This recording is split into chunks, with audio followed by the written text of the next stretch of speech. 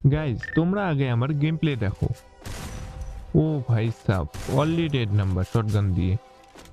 UMP দিয়েও কিন্তু only red number. Training এ তো গেম প্লে দেখলে এখন একটু রিয়েল গেম প্লে দেখো।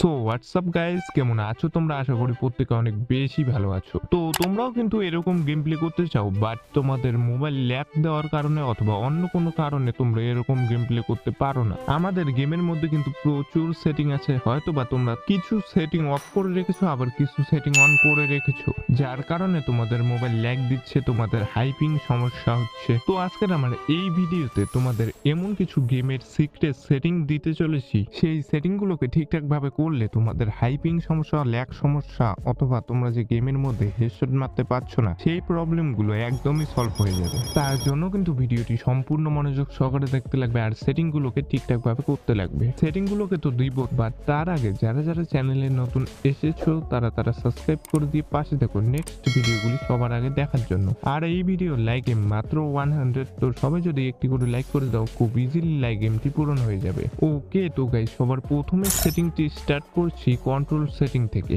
তো তোমাদের মধ্যে অনেকেই জানো না যে এই এমপ্রি সেশনে কোথায় রেখে গেম প্লে করতে লাগবে আর কোথায় রেখে খেললেই বা হেডশট বেশি লাগবে। উপরে দেখতে পারবে তিনটি অপশন, একটি ডিফল্ট, একটি প্রিসিশন অন স্কোপ আর একটি ফুল কন্ট্রোল। তোমরা যদি ডিফল্টে রেখে খেলো, তাহলে তোমরা যদি কোনো এনিমির কাছে এমটাকে নিয়ে গিয়ে ফায়ার করো, অটোমেটিক্যালি এমটা তোমাদের এনিমির বডিতে গিয়ে লক হয়ে যাবে। তাছাড়া স্কোপটা যদি আমি এনিমির আশেপাশে অন করি, অটোমেটিক্যালি কিন্তু স্কোপটা এনিমির বডিতে গিয়ে লক হয়ে যাচ্ছে। আবার যদি তোমরা এখানে প্রিসিশন অন স্কোপ করে খেলো, তাহলে এখানেও কিন্তু তোমরা যদি কোনো এনিমির আশেপাশে এমটাকে নিয়ে গিয়ে ফায়ার করো, অটোমেটিক্যালি কিন্তু এমটা এনিমির বডিতেই লক হয়ে যাবে। আবার যদি এখানে স্কোপ করে কোনো এনিমিকে মারার চেষ্টা করো, যেখানে তুমি স্কোপটা খুলবে সেখানে কিন্তু স্কোপটা অন হবে। এখানে ডিফল্টে যেভাবে স্কোপ অটোমেটিক্যালি এনিমির বডিতে গিয়ে লক হচ্ছিল, এখানে কিন্তু সেরকম হবে না। আবার যদি তোমরা এখানে ফুল কন্ট্রোল করে খেলো, তোমাদের নিজের থেকে এম করে মারতে লাগবে। তো গাইস কোনটার কি কাজ তোমরা তো সেটা জেনে নিলে, বাট তোমরা সবাই এটাকে ডিফল্টে করে খেলবে, তাহলেই তোমরা স্কোপ করেও হেডশট মারতে পারবে অথবা নরমালি ড্র্যাগ হেডশটও মারতে পারবে। সো গাইস এটা তো ছিল মাত্র একটা সেটিং, এর পরের সেটিং গুলো কিন্তু আরো বেশি ইম্পর্টেন্ট, তো সেই সেটিং গুলোকে কেউ মিস করো না। এরপরও আরো প্রচুর সেটিং আছে, যে সেটিং গুলো কিছু কিছু তোমাদের অন করতে লাগবে, আবার কিছু কিছু অফ করতে লাগবে। তো ভিডিওটি একদম লাস্ট অব্দি মনোযোগ সহকারে দেখতে থাকো। সো গাইস তোমরা কি কাস্টমাইজেশন নিয়ে অনেক চিন্তায় থাকো?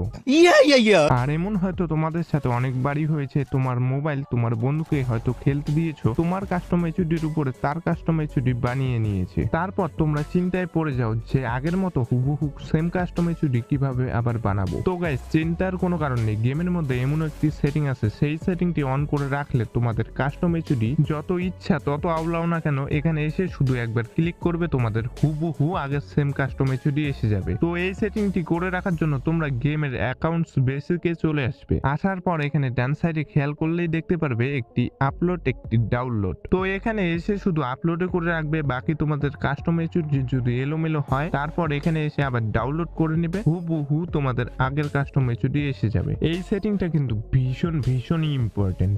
এরপর 3 নম্বরে যে সেটিংটা আছে, এই সেটিংটা করার জন্য তোমরা গেমের ইন ম্যাচে আসবে। ইন ম্যাচে আসার পর ইনফরমেশনে এসে স্ক্রল ডাউন করে একদম নিচে চলে আসবে। 3 নম্বরে এই সেটিংটা দেখতে পারবে গান শট অ্যালার্ট বলে। তো এই সেটিংটাকে সিম্পলি অন করে দিবে। এই সেটিংটাকে অন করলে কি হবে, তোমার আশেপাশে যদি কোনো এনিমি ফায়ার করে, তোমার ডিসপ্লের উপরে এমন একটি আইকন শো হবে, আর তোমরা খুব ইজিলি বুঝতে পারবে যে কোন সাইড থেকে এনিমিটা ফায়ার করছে। এর পরের সেটিংটা তাদের জন্য যাদের মোবাইল ল্যাগ করে থাকে। বেশিরভাগ প্লেয়ারেরই কাছে লো এন্ডের ফোন, আর এই লো এন্ডের ফোনগুলোই ল্যাগ করে থাকে। তো তোমার কাছে কত জিবি র্যামের ফোন, এটা আমার এই ভিডিওর কমেন্ট বক্সে অবশ্যই জানাতে পারো। তো তোমরা সবার প্রথমে তোমার গেমের প্রোফাইলে ক্লিক করবে, তারপর 6 নম্বরে দেখতে পারবে রেকর্ডিংস বলে একটি লেখা। তো তোমরা যদি কোনো কন্টেন্ট ক্রিয়েট না করে থাকো অথবা ভিডিও না বানিয়ে থাকো, তাহলে এই রেকর্ডিং এটাকে অফ করে রেখো, তাহলে দেখতে পারবে তোমার মোবাইলের ল্যাগ অনেকটাই কমে যাবে। আর একটি কাজ করতে পারো, তোমার মোবাইল যদি অতিরিক্ত ল্যাগ দেয়, তাহলে তোমরা এই ডিসপ্লে সেটিংটাকে স্মুথে রেখো।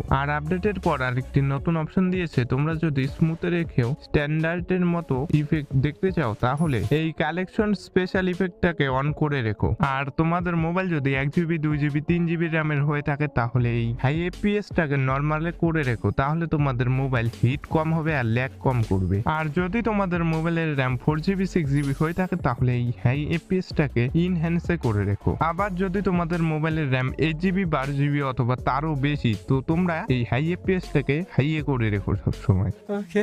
তো আশা করি তোমরা যদি এভাবে সেটিং গুলোকে করে রাখো তোমাদের মোবাইলের ল্যাগ অনেকটাই কম হয়ে যাবে। এরপর লাস্ট সেটিংটা বলার আগে তোমরা যারা ভিডিওটা কন্টিনিউয়াসলি দেখছো তারা প্লিজ একটি করে লাইক করে দিও, আর চ্যানেলে নতুন হয়ে থাকলে সাবস্ক্রাইব করে রেখো নেক্সটে আসা ভিডিও সবার আগে দেখার জন্য। ওকে, তো তোমরা গেম খেলার সময় হুটহাট করে পিং হাই হয়ে যায়। হাই পিং সমস্যার সমাধান করার জন্য এই লাস্টের সেটিংটা করার জন্য তোমাদের আবারও আসতে লাগবে অ্যাকাউন্টস বেসিকে। আসার পর স্ক্রল ডাউন করে নিচে দেখবে নেটওয়ার্ক সেটিং বলে অপটিমাইজেশন, তো এটাকে সিম্পলি অন করে দিবে। এই সেটিংটাকে অন করার ফলে তোমাদের হাইপিং সমস্যা কিন্তু অনেকটাই সমাধান হয়ে যাবে। তো তোমাদের যতগুলো সেটিং দেখালাম এই সেটিং গুলোকে যদি তোমরা ঠিকঠাক ভাবে করে রাখো আশা করি তোমাদের ল্যাগ পিং সমস্যা অনেকটাই সলভ হয়ে যাবে। সো গাইস, সব মিলিয়ে এই ছিল আজকের ভিডিও। আশা করি ভালো লেগেছে। ভালো লেগে থাকলে অবশ্যই একটি লাইক করে দিও, আর নেক্সটে কি ভিডিও দেখতে চাও অবশ্যই কমেন্টে জানাতে পারো। তো আজকের মতো এতটুকুই, দেখা হচ্ছে নেক্সট কোনো ভিডিওতে। ততক্ষণ বাই বাই, টেক কেয়ার।